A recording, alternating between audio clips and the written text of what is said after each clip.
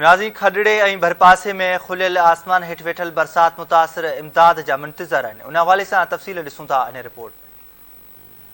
ही बोड मुतासिर जेके आहिनि वाहन जे कप ते पहुची चुका आहिनि। अॼु 5 ॾींहं 6 ॾींहं में जेका बरसाति आहे उहा हिन टाइम ताईं जारी आहे ऐं उनखां अलावा हिननि ॾे को बि ज़िला इंतज़ामिया जो को बि माण्हू हिननि वटि अञा ताईं न पहुची सघियो आहे। जेके DC सांगर खे अहकाम जारी कया विया त हिननि जे लाइ टेंट ऐं खाधे पीते जी शयूं फराहम कयूं वञनि त अचो हिननि सां असां ॻाल्हि ॿोल कंदासीं त हिननि खे खाधे पीते जी शयूं या को टेंट वग़ैरह गवर्नमेंट या को ज़िले इंतज़ामिया तरफ़ां का शइ हिननि खे मिली आहे या न। खडड़ो शहर में 3 खां 4 रिलीफ कैंपूं आहिनि, पर कंहिं बि रिलीफ कैंप में हिकिड़ो गवर्नमेंट जो तपेदार छा मुख्ताकार पर कंहिं बि सार संभाल न लधी आहे। उन्हनि जी का बि शइ उन्हनि खे कोन मिली आहे, न मच्छरदानी मिली आहे, न उन्हनि खे का खाधे पीते जी शइ मिली आहे, न खाधे पीते जी शइ त परे थी, पर हुननि वीचारनि जी सार संभाल बि कंहिं कोन लधी आहे त को कहिड़े हाल में आहिनि।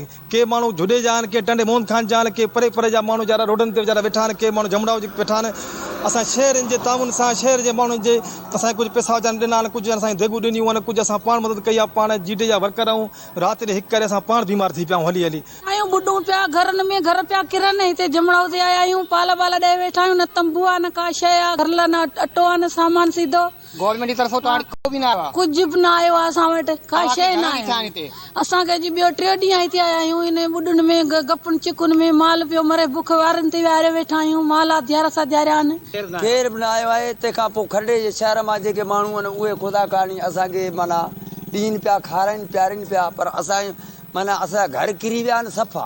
तव्हांजा केतिरा घर हुआ? असांजा आहिनि 7-8 घर आहिनि, अञा ॿिया घर अञा पोइते आहिनि, उहे अञा पाणी में फाथल आहिनि। शाख ते असांखे को बि शराकारी माण्हू असां ॾे न आयो आहे त असांजी सार संभाल कंहिं लाइ थी कोन्हे। इहे बि वॾी शहर वारनि जी महिरबानियूं आहिनि। इंतज़ाम कोन्हे को, न को टेंट आहे, न को खाधे पीते जो सामान आहे। बाक़ी शहर वारा आहिनि से बोझ मुतासिर जी महिरबानी कनि पिया ऐं इहे अचनि था सार संभाल। बाक़ी गवर्नमेंट दायरे वारो को बि अॼु ताईं लाड़ी न आयो। पंहिंजी मुड़िसी में साईं मिले, छपरियूं बपरियूं ठाहियूं आहिनि, मिले खाधे पीते जो सामान कुझु न कुझु शहर जी मदद सां मिले पियो बसि।